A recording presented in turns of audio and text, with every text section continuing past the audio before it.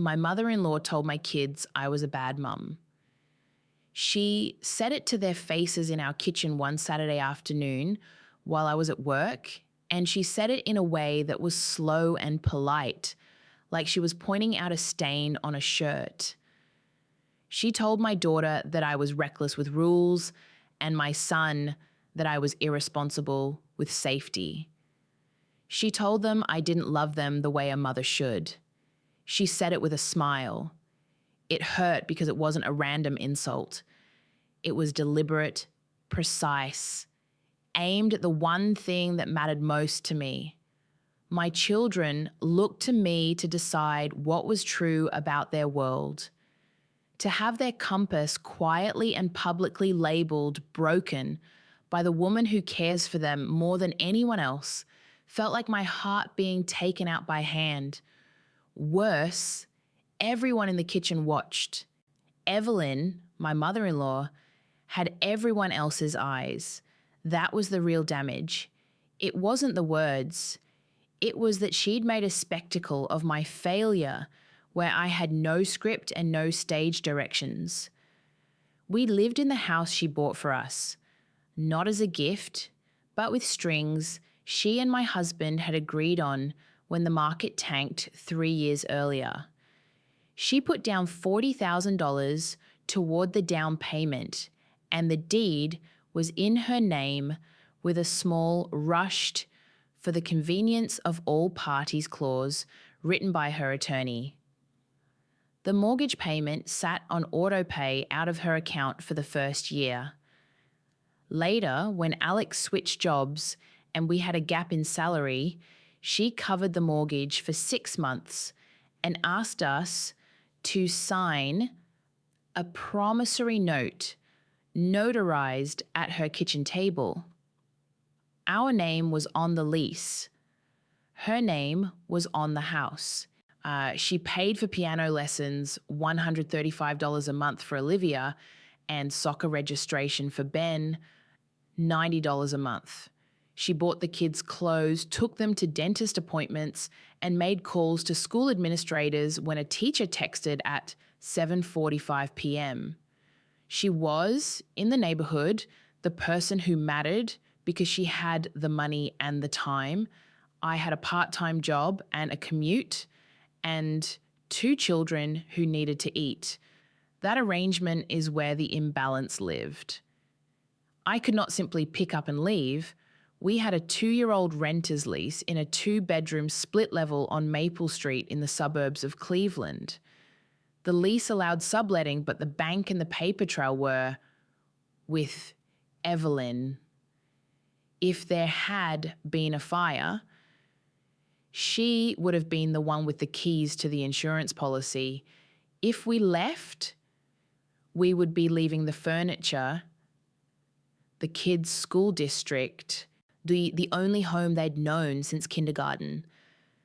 Alex's schedule made him useful on paper and absent in practice. Partner at a small firm, he kept odd hours and carried the expectation that family logistics were my mom's area. He loved me in the everyday way that never produces theatrics. He fixed the leaky faucet, he filled the car with gas, he told the kids an off-color joke at dinner. He was kind. He was not the kind of man who liked to put his foot down unless you asked him to. So the setup was simple. Evelyn had money, time, and access. I had 2 jobs that didn't pay for evenings off and a legal promissory note that said I owed my mother-in-law money if I wanted to keep the house when the terms expired. The kids loved both of us. That love became a battleground. After she told them I was a bad mum, the things changed in waves, small things that got bigger, a steady tightening. First, it was distance. Olivia had always been the hugger. She would come home from school and slide into the crook of my arm while I made dinner. After that Saturday, she started waiting until we were alone. She still came to me for homework help, but she stopped volunteering information. Ben, who is quieter, withdrew into routines. He'd been the child who would announce his scraped knee like a proud soldier. He now waited 3 hours before telling me he'd fallen. I learned to time their reticence like a radio signal gone weak. My reaction was to try to talk. I asked them in the car, "Did Grandma say something?" Olivia would look out the window and say, "Oh, she said you don't listen." Ben would nod, his jaw tight. I tried to explain. They said, "Heinz, okay," as children do when they don't have the vocabulary for betrayal. Evelyn's next move was financial pressure dressed as concern. She texted Alex and me a photo of a soccer cleat with a price tag and a caption, "If Mom won't pony up for sports like a real mother, I will." The message made the kids laugh. Who wouldn't want new cleats? And it made me sick. When I pushed back, saying I had a plan for the fees, she sent me a PDF invoice from the club and, in the margin, "I'll take care of this if you can't." She could have been a savior. Instead, her money felt like a leash. The worst of it was that her interventions came wrapped as kindness. She began to insist on picking the kids up after school to save me the trouble. She'd call teachers claiming scheduling conflicts on my behalf. She attended parent-teacher conferences without me and arrived at school looking put together as if she were the principal. On parent evenings, she would stand in the doorway, clipboard in hand, and deliver updates with a tone that suggested I was being generous to receive them. When I asked Alex to tell her to stop, he would say, "She's helping. Let her help." He'd tighten his jaw and change subjects. The distance between us widened in silence. At home, it became exclusion. She moved our family photos. There had been a set of framed pictures on the mantle. A summer at Lake Erie, Olivia with a crooked tooth at 6, Ben with a dirt-smudged face on his 9th birthday. One morning, I came downstairs and the frames were gone, replaced with generational portraits of Evelyn's side of the family. She'd hung a needlepoint with the phrase, "Family is everything," where our children's photos had been. She told me it matched the room better. She did not ask. When I asked for the frames back, she told me I could have them after the house sale. The humiliation of being erased slowly accumulated into a collection of small, humiliating moments. Pressure became accusation. She began to insinuate that my work schedule was evidence of neglect. At a neighborhood cookout, she said loudly, "I wish more mothers were home for dinner." When I tried to hold my ground, she said the sort of sentence that can be used like a wedge. "You were always so impulsive, Sarah," and left it trailing and open for anyone to use. People who had no context polished their opinions against her words like knives. A neighbor stopped asking me about weekend plans. A teacher I'd known for years began to text more often with questions about my availability. The message was clear: I might be around, but I could not be trusted. I tried small acts to regain footing. I cancelled a meeting at work to be home for Olivia's piano recital. I rearranged my schedule to attend Ben's soccer match. I wrote down the dates of all important appointments in a planner and showed Alex. He nodded, but nothing erased the sense that someone else, someone with a checkbook, had more say in our children's rhythms than I did. Then the escalation turned medical. Evelyn called our pediatrician and suggested a checkup. She'd arranged for the kids to be seen without telling me, and then at the clinic, she told the nurse that I'd been lax about vaccinations. I was not. I had every immunization record in a folder in the hall closet. Still, when I arrived at the clinic, she had already told them that she was worried about the home situation. The nurse looked at me with a quick, awkward sympathy, as if we had entered a script where I was to be pitied and corrected.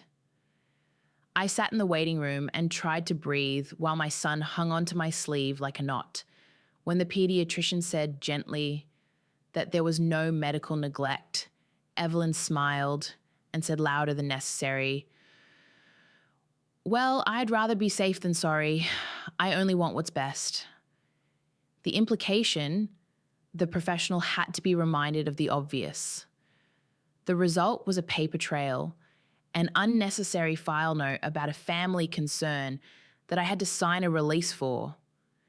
It cost me an afternoon at work and gave her another notch. Each time she pushed, I reacted in the small domestic ways people do.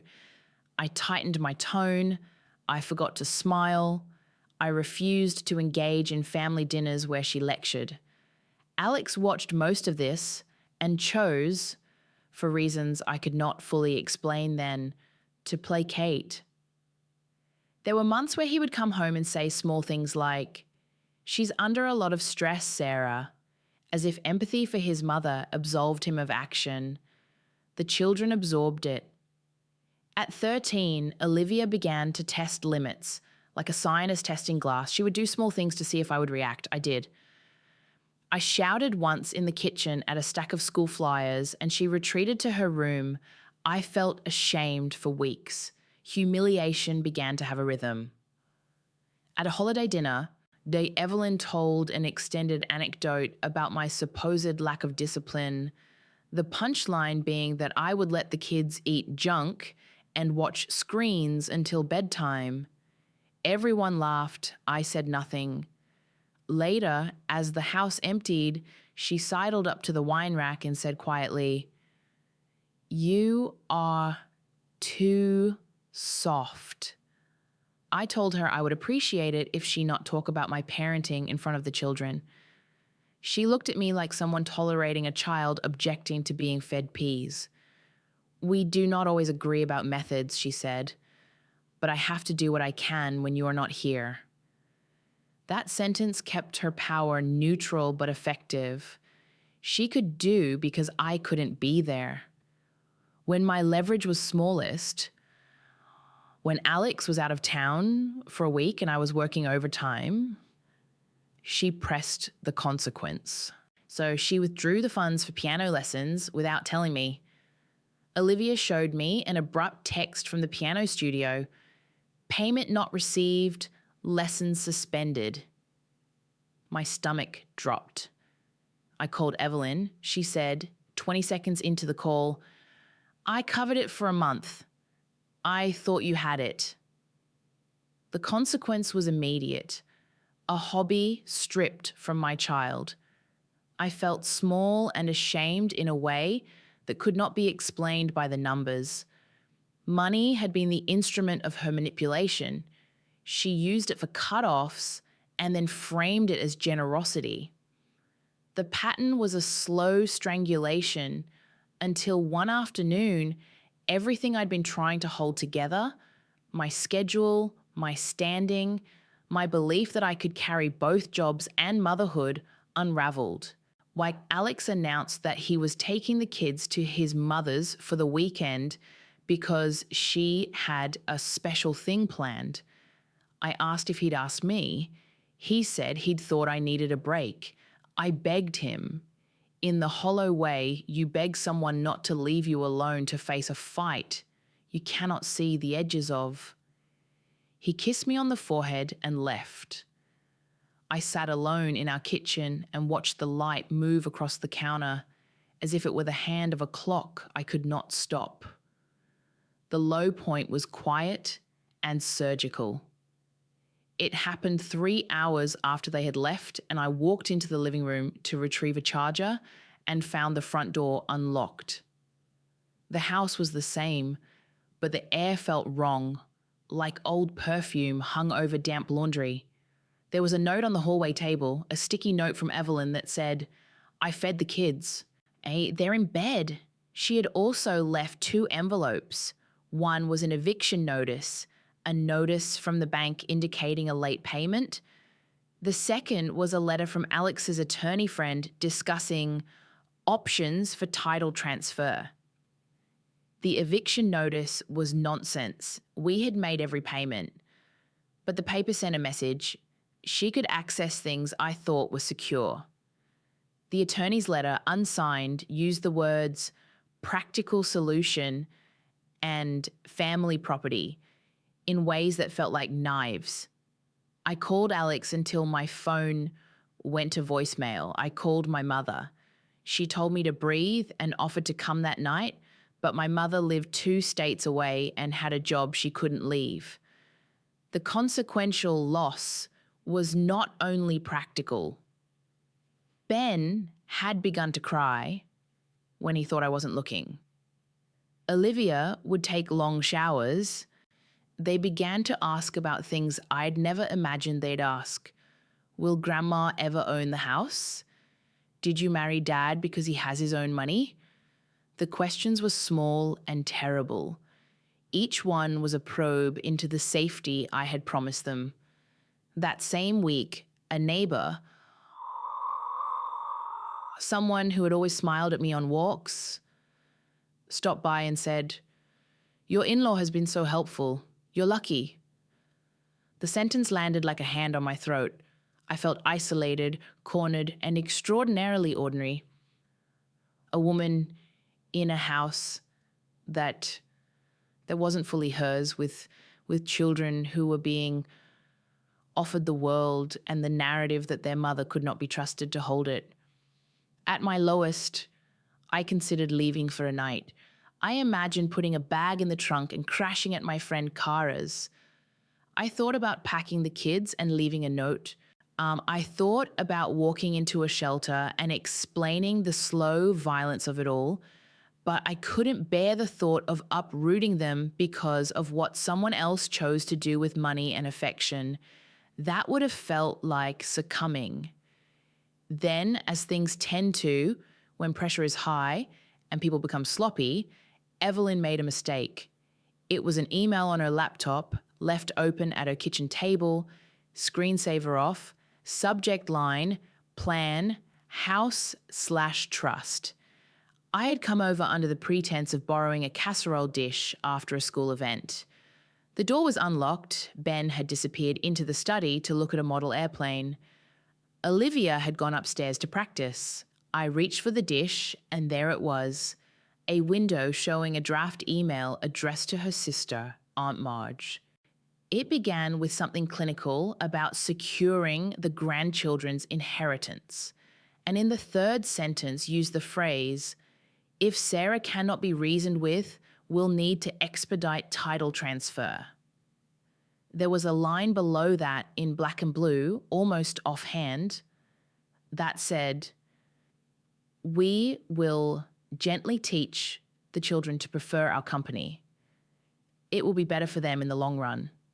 It was not a grand confession. It was bureaucratic and calm, the most dangerous kind. I stood there looking at the words like they were a map to something that had been happening for months. For a moment, I felt something like relief. Not joyous, but practical. A document, a clear trace. It did not absolve the months of damage, but it meant the campaign was not as invisible as it had felt. I closed the laptop and put it back exactly where I had found it. I took the casserole and walked out, the email blurring behind my eyes like a stain. I did not confront her immediately.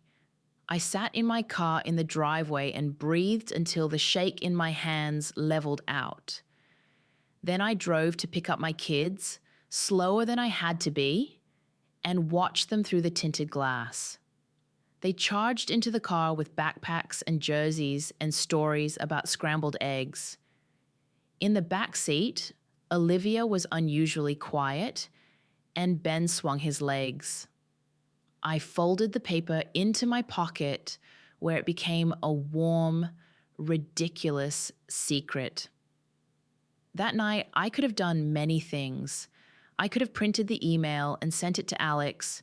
I could have forwarded it to his sister, to his attorney, to everyone. I could have screamingly demanded answers.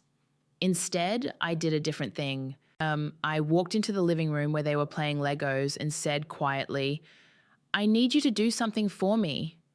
They looked up. I asked them to come with me to the study. I told them, with as little drama as possible, that I had seen an email on Grandma's computer that suggested someone had been trying to make choices about our house without talking to me. I told them that the email was about money and property and not about them, and that nobody had the right to tell them how to feel about me. The reaction from my children at that moment was its own kind of turning. Olivia put down her Lego and slid off the couch, shoulders square as if she understood the rules of a courtroom. Ben folded the soccer token from his pocket and set it down between us.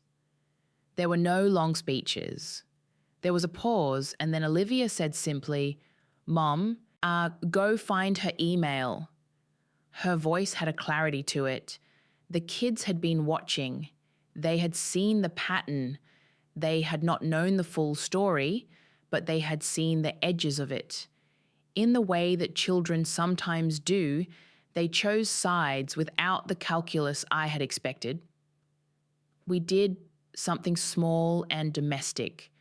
We walked back to Evelyn's house together that night. It was 11 o'clock and the neighborhood was cold. The porch light was on. The blinds were open. I pressed the doorbell, and when the door opened, she looked surprised and stiff. "It's late," she said. "It's about the email," Olivia said. Olivia's voice was low, but there was a firmness to it I had not heard before. "We saw what you wrote." Evelyn's face, which had been so smooth control, flickered. She tried to laugh it away. She opened her mouth to justify. "I said things."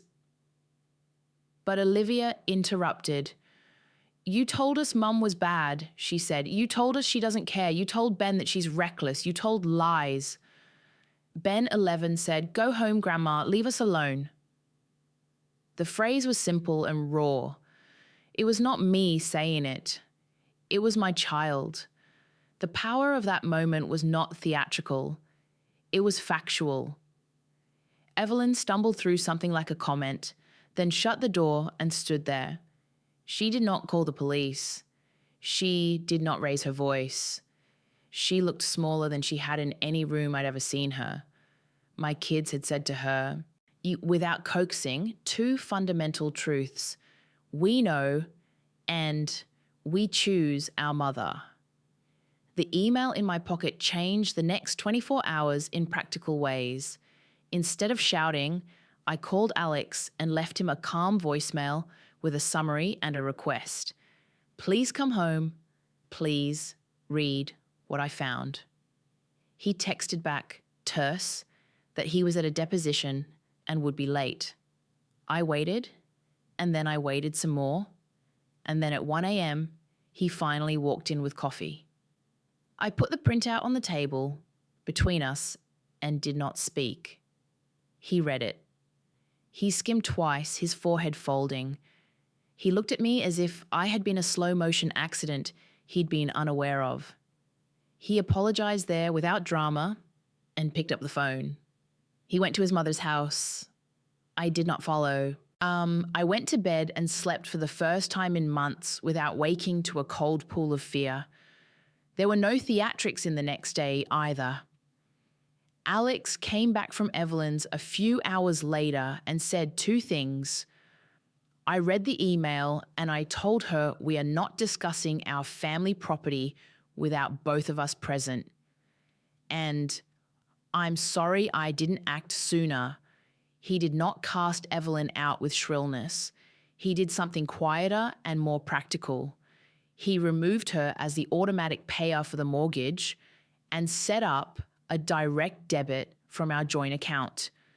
He asked for, and for the first time insisted upon, that any transfers of title be done through a lawyer, and that nothing happened without both of us.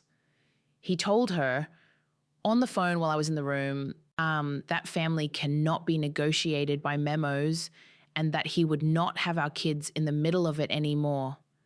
The consequences that followed were not cinematic. Evelyn did not pack a trunk or appear at a hearing. She sent chilled emails, ones that attempted a polite and reasonable tone that nonetheless read like a person drafting a resignation from empathy. She stopped paying for lessons and stopped calling teachers. She rearranged how often she saw the kids, first from 3 times a week to once a week, then to every other week. People in the neighborhood took sides or withdrew, as people do.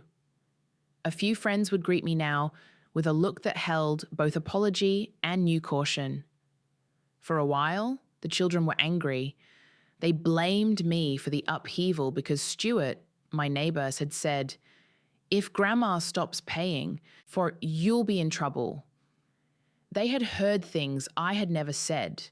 We had to take practical steps beyond the immediate rearrangement of the mortgage.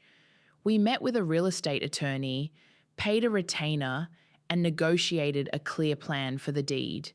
It was not romantic. It required paying Evelyn back in installments she agreed to after a conversation that was thick with resentment. We changed the locks because she had a spare set. We set boundaries that had names like contact lists and visitation windows. We drafted a letter to the school explaining that both parents had legal authority and that grandparents should not be contacted separately. We made lists and checked them off. The most important consequence, the one that felt like repair rather than victory, was the restoration of our children's faith. After the initial heat cooled, Olivia told me in the car one evening, "I'm sorry I listened to her." Ben, in a quieter, halting way, asked if he could sit with me while I did my taxes. The small reconnections mattered more than the legal ones. They were the stitches through which we could begin to close. Evelyn called me once, 6 months later, and left a message asking if I would join her for coffee. I did not return the call. We exchanged an email, hers short, 2 paragraphs of guarded civility, mine longer, factual, with boundaries. I did not want to live under the constellation of someone who had believed a document and a plan were more important than our family without first speaking to us. There was no reconciliation there, only an imperfect truce. Life after that unfolded in ordinary increments. Alex and I established a clearer line of partnership, so he began to include me in conversations that once he had deferred to his mother about. Our mortgage payments were set up on auto pay from our account, the note was paid back in modest installments, and we learned painfully how to manage independence within the tightness of our budget. I negotiated a small promotion that allowed me 2 afternoons a week at home. It did not fix everything, but it added space for the kids and me to be present. We moved some photos back on the mantle. The consequences for Evelyn were social and intimate rather than legal. She lost the quiet control she had. Her influence dwindled because she'd burned trust. She could still buy a cake or a Christmas present, but the pattern that had allowed her to reframe me as dispensable was dismantled. That was not punishment. It was a natural result of choices. The part of me that had wanted dramatic exposure learned to be content with the real, slower outcomes.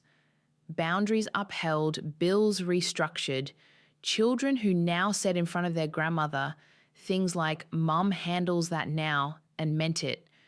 What I carry with me is not triumph. There are scars in the children's behaviour that remain, like grooves in wood. Olivia, now older, flinches sometimes when authority figures speak in the tone of certainty. Ben still checks with me if someone else volunteers to help. Gi are inti he lurk, looking for the invisible strings. I carry the knowledge that power is often disguised as help and that money can be a blunt instrument of control. I also carry the calm understanding that the thing Evelyn threatened, the integrity of my relationship with my children, can be rebuilt when the children themselves choose to assert the truth. If there's a single thing I want said at the end of this, it's small and not instructive. Power reveals itself slowly. The woman who wanted to make decisions about our house because she had written a check miscalculated one truth. Children love complexity and will sometimes, quietly, act in defense of the person who loves them best. They don't always know how to name what they do, but they can sense when someone is trying to take the place meant for them. If you stayed with me to the end, thank you. If this resonated or helped you feel seen, please leave a like. If you want to hear more stories like this, subscribe. And if you have a thought about what boundaries look like in your family or a moment you found your footing, I'd love to read it in the comments.